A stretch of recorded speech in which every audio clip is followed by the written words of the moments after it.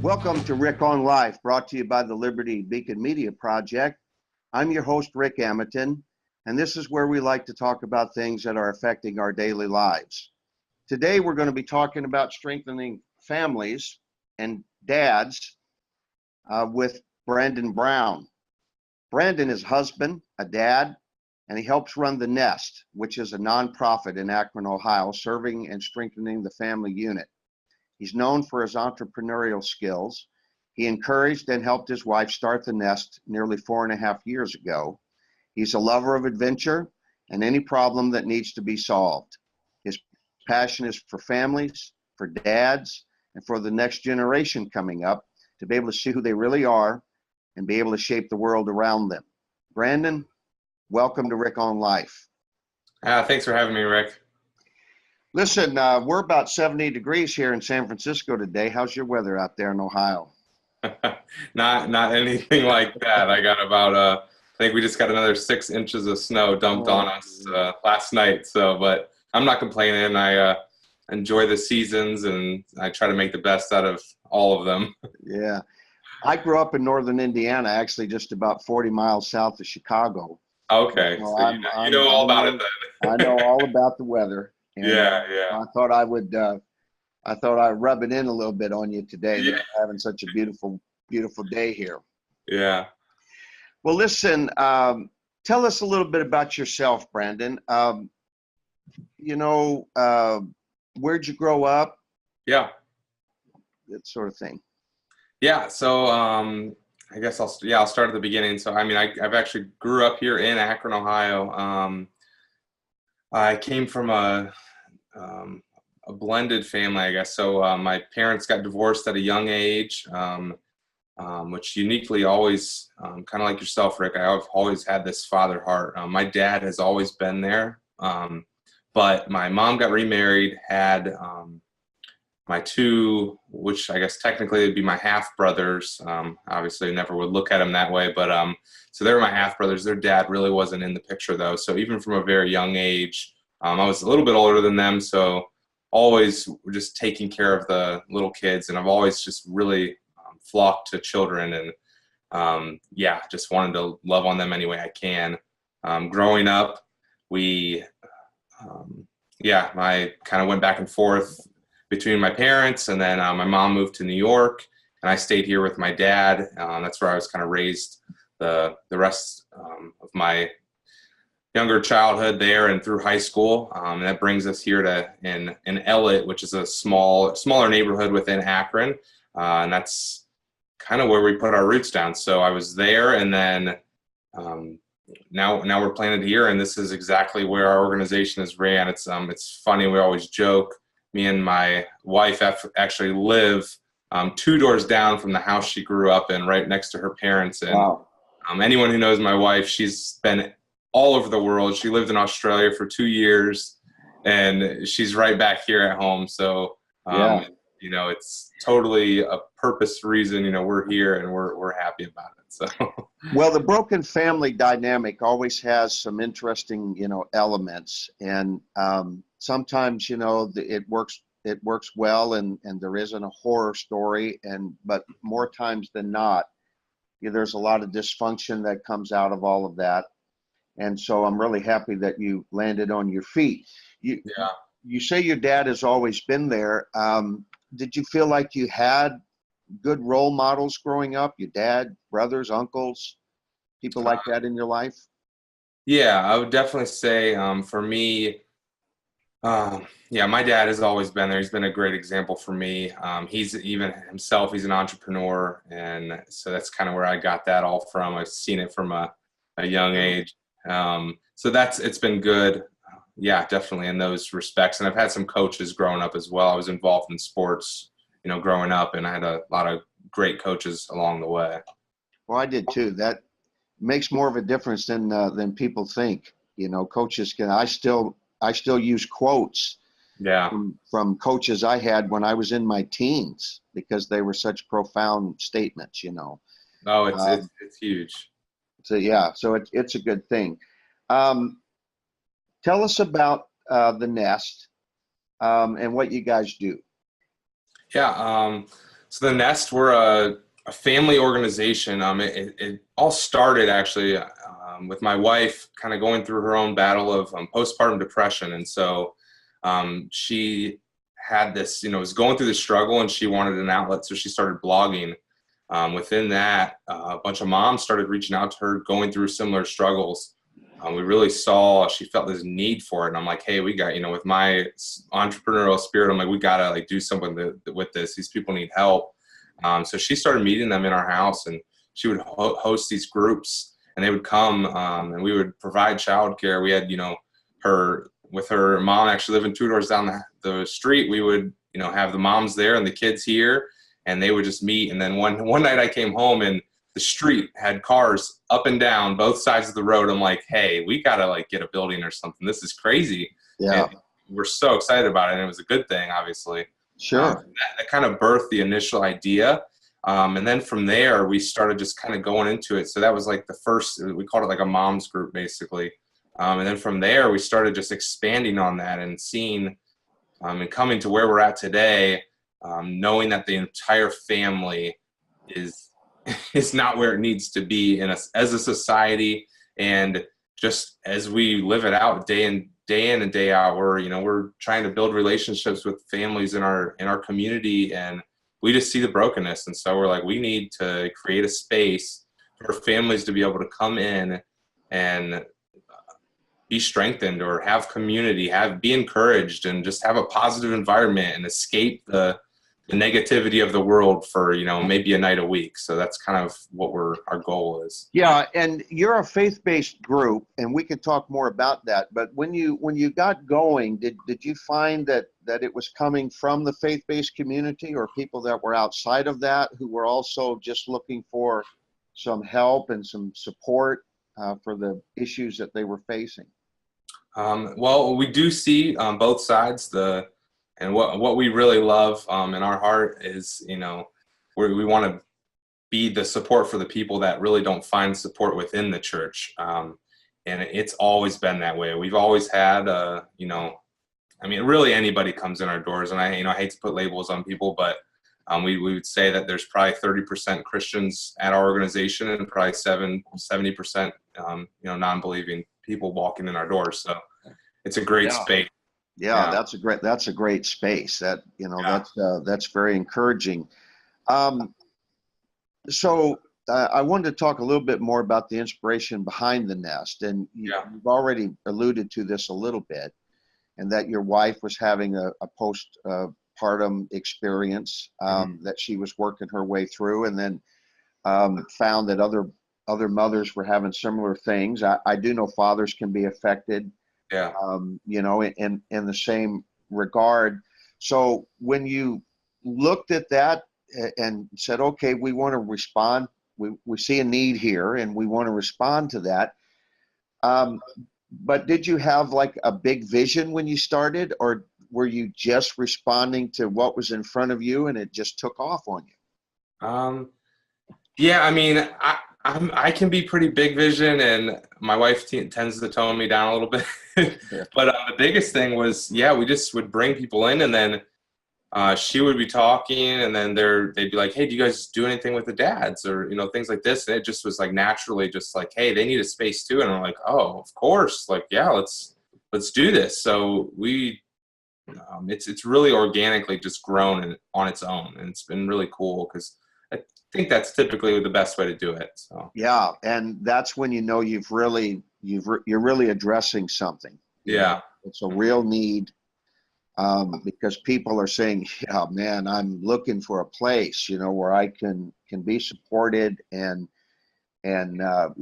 be with other people who are working through similar situations. And there's so much now, so much pressure.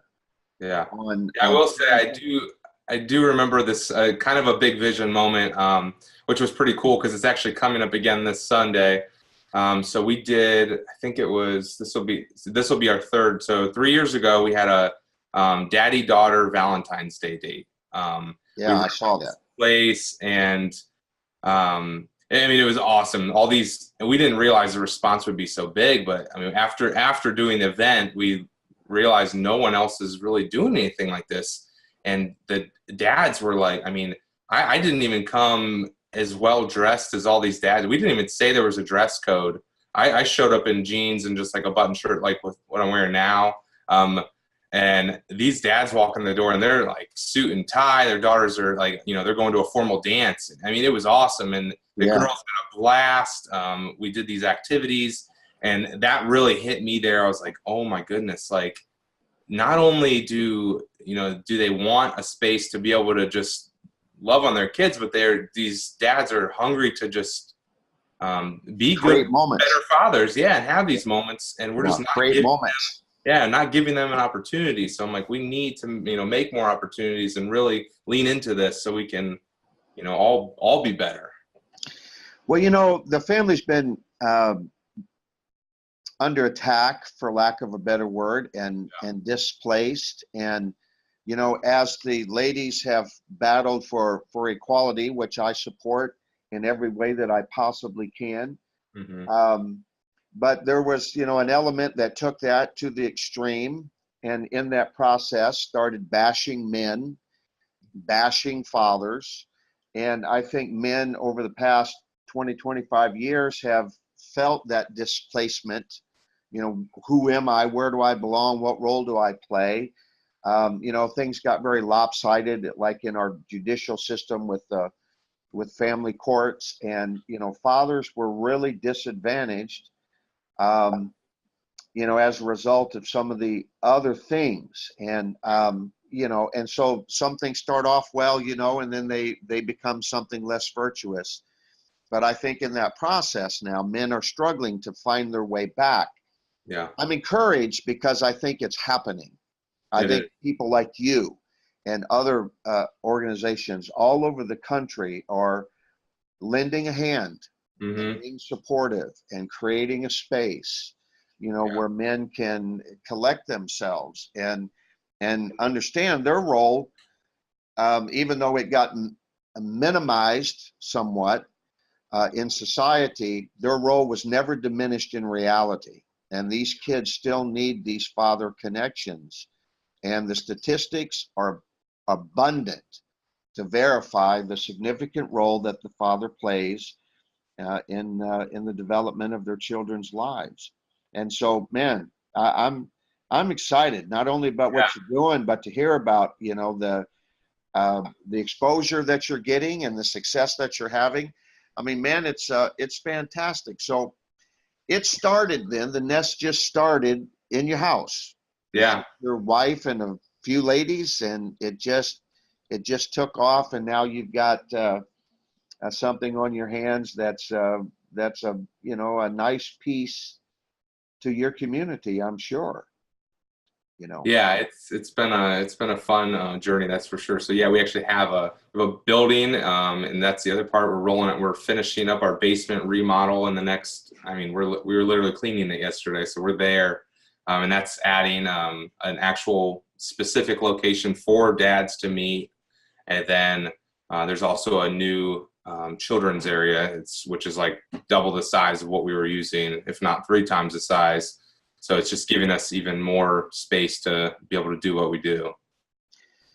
I'll also be writing an article about what you guys are doing there in Akron. So when this show actually airs, there'll be an article along with it on our website, and some of your information will be there on how they can connect with you and how they get involved. But let's talk a little bit more about what you guys are really doing. So when people come, it's got a good social component to it. That's great. It's just the camaraderie and the connectedness of being, with other people, especially those that are, facing similar situations in their life with parenting and being dads and issues. So is there any kind of format or structure? What do you guys do when you get together? Yeah, it's funny. We actually had a meeting the other week, and everyone was kind of putting in their ideas of, how we can make things better. Then we kind of got on the topic of the dads group specifically, and everyone kind of started giving ideas of ways to, get more dads there and have this, a more comfortable space to bring men into, because, men don't open up as easy, and it takes a little longer for them, and this and that and this and that. And what's our problem anyway? Yeah. But it was really cool in that moment. The guy that helps lead this with me, he kind of stepped up and was like, we don't really want this to be just this like popular fun place for dads to come. Like, this is real. This is real life. We want to talk about real things. Yeah, we could probably make it more fun and, have all these activities going on and get a bunch of guys here. But like, if that's what we're doing, we don't even want to be here. So our heart is really to dive into things that are pressing and call out fatherhood and call out these tough conversations and like, let's have them. And so sometimes it looks like maybe me and just a few guys chiming in because other guys are uncomfortable, and we're like, hey, we're okay with it, because if we impact two dads that decide they want to really step up in fatherhood and just be fathers, then we're like, hey, we're doing something. So, even myself, I show up every week and I'm like, hey guys, I'm here to take and not just give. Like, I want to learn. I want to be the best dad I possibly can. So that's just how we approach it, really. Yeah, there's some interesting, statistics out there, and one of them is there was quite an extensive survey done across the United States among the social agencies that deal with families and fathers. Mm-hmm. And the one thing that through this survey that they did, they were trying to determine what are the most critical issues, what do children need most from dads, those kind of thing. What impact is the father having? And so there was a lot of really good information in that. But the thing that came to the top is that that kids just want to be connected. They want a safe space to be connected. Mm-hmm. And know exactly how the dad is seeing them and feeling about them. And there's some questions there that are in the minds of all of us, and we can see it in adults Mm-hmm. who didn't get it. And so it helps us understand that we have these questions inside, even these guys that don't talk openly and they have a hard time, sharing their feelings and, what they're thinking. You could still be pretty confident they're still thinking it. Yeah. Even though they're not voicing it, they're not saying it. So, but there were three questions that fathers need to answer for their kids. One of them was, what do you think about me, Dad? Kids want to know how we see them. Do we see them as good, competent, smart? And so it's an affirmation thing, and it's not just saying, oh, I love you, or you're pretty, or man, you did that well. They need to hear that, but they need a bigger sense of a safe zone, that their father sees them, number one. Yeah. And then that he sees them as being, good, smart, capable, competent, whether it's girls or boys. We play it out differently when we don't get it. Men grow up and their greatest fear is to be criticized, whereas women, their greatest fear is to be silenced. They want to be heard, and they're prone to using a lot more words in communication than men are. And so men become very smart in the home and in the marriage to become a good listener. And because we're conditioned to problem solving, we immediately want to solve it, every issue that comes up, when oftentimes the woman, she doesn't want to be seen as incapable of solving a problem, and she doesn't want you necessarily to jump in there and solve it. She wants you to listen to her. She wants you to be valued.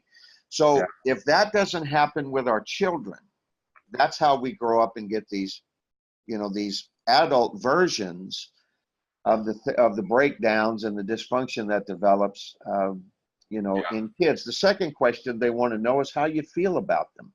Hmm. So fathers are in a position to reassure his children that he sees them as lovable.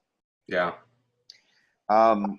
Because if he doesn't show that love and he isn't affectionate with them and he doesn't give them that kind of praise and that special place, they know that they occupy a special place in dad's heart. If that doesn't happen, then they're going to limp into adulthood with some voids and some things that didn't mature correctly. Yeah. And they could be going off in all kinds of directions now, trying to find it, trying to figure that out. The third question, and I know I'm doing more talking now. No, you're fine. That's good. But so good. Spot on too. The third question is, what are your hopes for me, Dad? Do I have a future? Do you see me as going out into the world and being significant and feeling all of that? And so I jumped off that earlier thought that I was about to say. But the one thing that came out of that large survey they did across the country was the greatest fear that fathers have, or greatest desire that they have, issue that they have, is that they want to feel confident in their ability to be a good father. Yeah. And I think in ministries like yours, where you are not only giving them a place and you're creating that safe zone, which is completely critical to any success. If they don't feel safe, they're never going to talk. They're never going to, and because they're very afraid of being criticized and not doing it right. So if their kids aren't perfect, they think that's a performance issue on their part, when it's most cases it's not. I mean, if a dad is there, he's wholeheartedly there, he's engaged, he's loving his kids to the nth degree, and he's being supportive and he's encouraging good things in their life. But he gets his confidence, like in any other area, when he sees some success. And so I think the success is that you don't lose your bond with your kids as they go from stage to stage. Yeah. So I think if we're helping men be confident in that area, that's their success. Not that their kids are perfect, because they won't be. Yeah. Because we as dads, we're not. Yeah. You can't expect to be. And that's interesting, all those questions. I mean, that's our biggest thing at the Nest. Our hope is that for all fathers that walk through the door, they understand that their job it's basically all those in one, is to instill identity into their children. You have to speak that identity out. You have to see them for who they were designed to be, and you have to call it out, and you continually call it out and call it out and call it out their entire life. You never stop doing that. And then the mom comes, and her job is to nurture that identity. And so that's why, I mean, we think, what we're doing can really impact, because we're trying to confront both sides of it. And if we can, have people leave, and the dads are instilling identity and the moms are nurturing their kids and, pouring into them, then we can raise up a generation that will be different. And that's what we want to see. So yeah, moms and dads, they're equal in every aspect, including their importance. Just we have different roles, about who's performing. The dad tends to be the authoritarian, and he has a place of authority in his kid's life, unlike anybody else. Yeah. And if that breaks down, it's an issue. Right. It's a real issue. And so, I'm excited for you and what you're doing, and the success again that you're having, helping dads, just be able to talk to other dads, about things that they're facing. Because these kids are under tremendous pressure now in our world. I mean, all the internet and all the social media, these addictions that we've developed now and our kids are developing, And, you know, there's certain rules that I have when it comes to all of that. Like I turn everything off and give designated space. That's more important to me when I'm with my kids than some text or some, you know, you know, email that might come in or some Facebook notification or, you know, I shut it off so that they know what, you know, I'm doing this with my 8-year-old grandson. He complains, you know, often if somebody is not devoting the attention to him and they're being sidetracked, you know, with technology. And so I'm very careful to shut it down. Yeah. And let him know, no, you're important. This is our time right now. Whatever's going on over there, that can wait. And there's some exception to that, but as a general rule, you know, for him to know, man, you're important. You have my attention. We've been programmed in such a way. We're in such a busy society that, you know, everything's at your fingertips. You have 500 things going on at once. If we're not, you know, really intentional with setting that stuff aside, then you'll miss it all. And so it is. You have to be intentional. We were just talking about the other night. You know, anywhere from like people don't even know what, and I'm guilty myself. We don't even know what an alarm clock is anymore because we have it on our phone. But when you do that, it's next to your head, and it's like you go to sleep with that thing right next to you. And that was the thing we were just talking about. Like maybe we should just leave them downstairs and put an alarm clock. Like what would that be like? You know, and I like, you know, me and my wife would probably talk more before we went to bed. And like, the things that we don't even think about anymore. It's just natural. Yeah, you really do have to be intentional because we have all of this supposed, you know, connection to the world. Yeah. But loneliness is at an all-time high. People are feeling isolated. These social media relationships are very superficial and they're not real. Yeah, it's a false sense of identity, and that's where, I mean, these huge issues arise, and that's totally what we're trying to avoid. So, yeah. Yeah, and these are the things I'm sure you guys are all talking about. So, I mean, it's so critical. You know, we talked about this a little bit. Back to what you mentioned a minute ago about identity. I actually talk about in my book what I call identity theft, and it's not, you know, your traditional loss of a bank account or somebody stole your credit card or things like that. When I apply it here in relationship to fatherhood, it's the loss of affirmation, that sense of worthiness, and bringing clarity into our children's lives so that they see clearly who they are, where they fit into the world, and that they have their own sense of hope and all of that. And so, yeah, you know, it's very important, and they are designed to get that in the home. And when it doesn't happen, you get pseudo authoritarian people coming into their lives, giving them a sense of identity that's not correct, and it's easy for them to go, you know, in a different direction. So your dad's group, is there anything else you want to talk about when, you know, as you guys, you talked about you recently discussing some of the stuff that you were going to do in your upcoming father-daughter dance and Valentine's Day and all of that. If people were looking to connect with you, is there going to be like some outline of topics, subjects, things that you guys have decided you're gonna promote? So the dad's group is actually really fairly new as in a formal sense.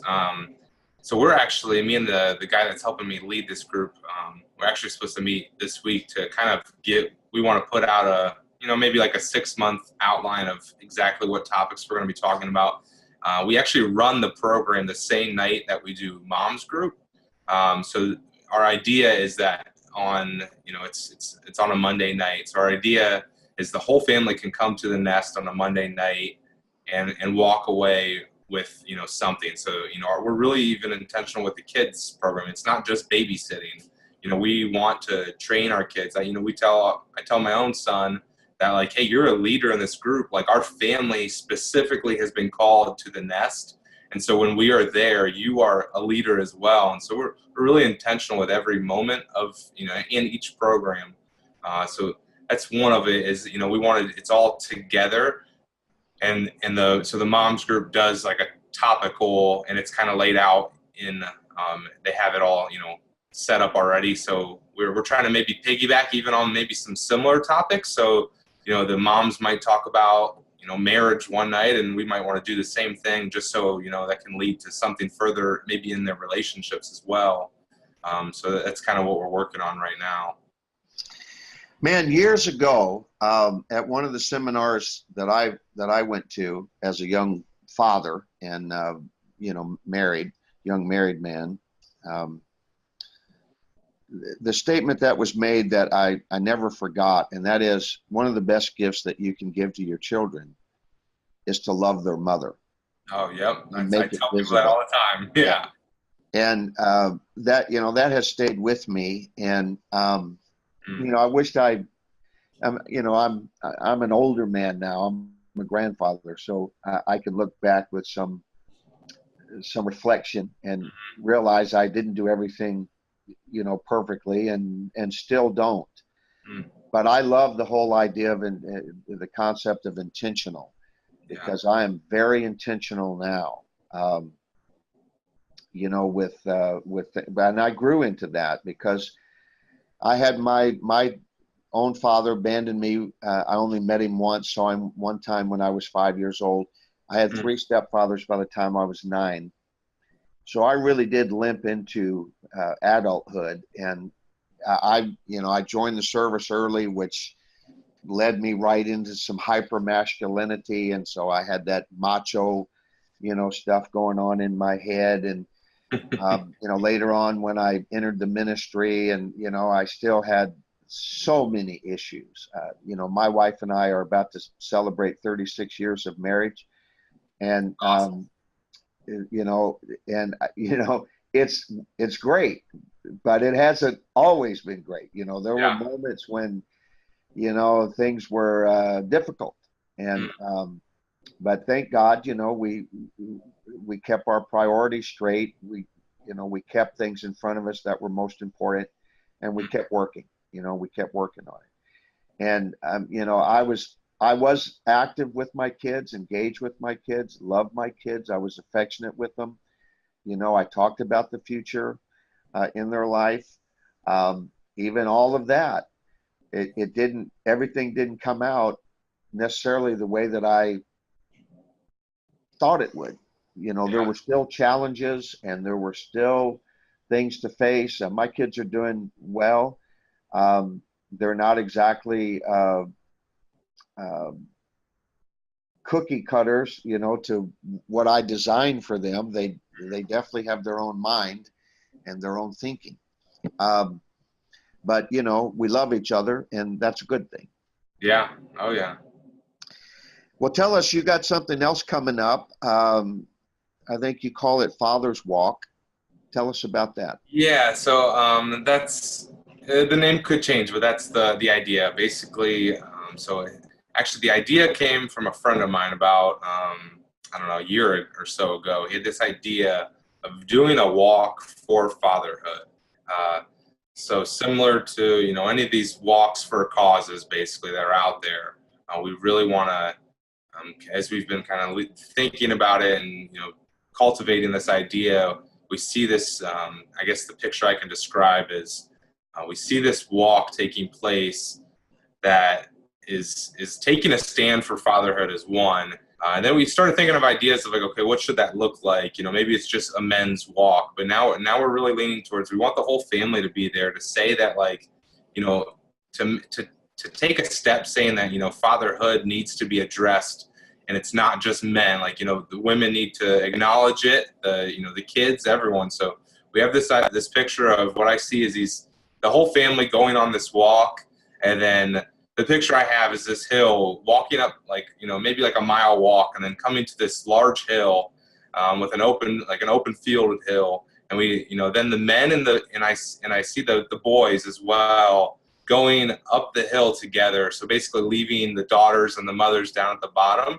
and the men taking like a hard, heavy walk up this hill. And I just have this picture of all these men at the top of the hill, facing their families and their wives and, whatever down at the bottom, and just standing up at the top with this picture of just us standing there for fatherhood, saying that, we're not going to quit. We're not going to continue to be known as the fatherless generation.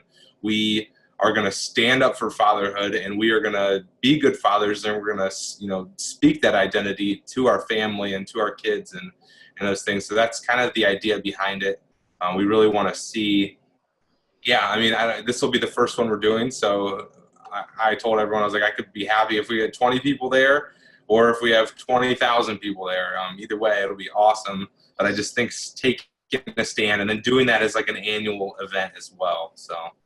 Man, my mind really took off, as you started talking about that, because, you have the Million Man March, you have the Women's March that just took place. I mean, there's a lot of marches for, everything from breast cancer to, there's just march after march after march. Yeah. But I don't think anyone is actually, you said before you didn't see anybody doing some of the type of work that you're doing in the community there. Mm-hmm. But I don't think there is. I'm just trying to rack my brain as you were talking, and I was thinking, I don't think there is like a family march, designed for the support of the family, the nuclear family. And I'm like you. It's everything. I was talking to another friend this last week, and he works for another organization that deals kind of with some really tough social things, and he's like, what you guys are doing is huge. He's like, you're fighting the opiate issue, you're fighting the sex trafficking issue, all these huge things that are at place. He's like, your organization is doing that because you're going to the very root of where all these problems stem, and it's the family. It's like, if the family is broken, that's where all this stuff goes haywire.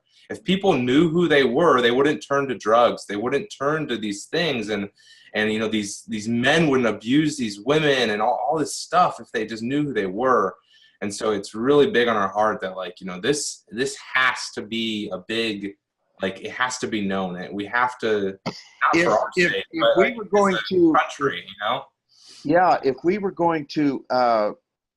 I mean, man, my brain is really racing. I wasn't thinking about this until you started talking, and I thought, you got kind of two things going that I'm hearing. Yeah. One of them is the dad, fatherhood, mm-hmm. and the other side is the family. And I almost think they could be together, but I almost think they're more powerful separately, because we're still rallying right now, trying to get dads back on track and involved and positioned. Yep. And the connection that I'm having now with all of these father groups, these dad groups, and I'm thinking, if we focused on that, mm-hmm. we could pull off a national march for fatherhood. Yeah, no, that's man, I got kind of I'm okay with the family march too. I'm all for that, but I can see. Yeah, it's for fatherhood though. That's the thing. We just don't want to limit it to just men. So it's specific, and we even said that should it just be a family march. But just like you said, we really need to address fatherhood. So anyone to be able to walk, but when you're walking for. Yeah, because I would walk with the women. I would walk with breast cancer. Breast cancer, anybody can do it. It's just you're taking a stand to stop it or to fix it.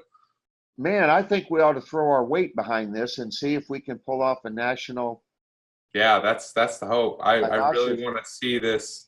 Yeah, I mean, if we could have a day that was, nationwide or whatever, however that looks, I don't know. Let's do it.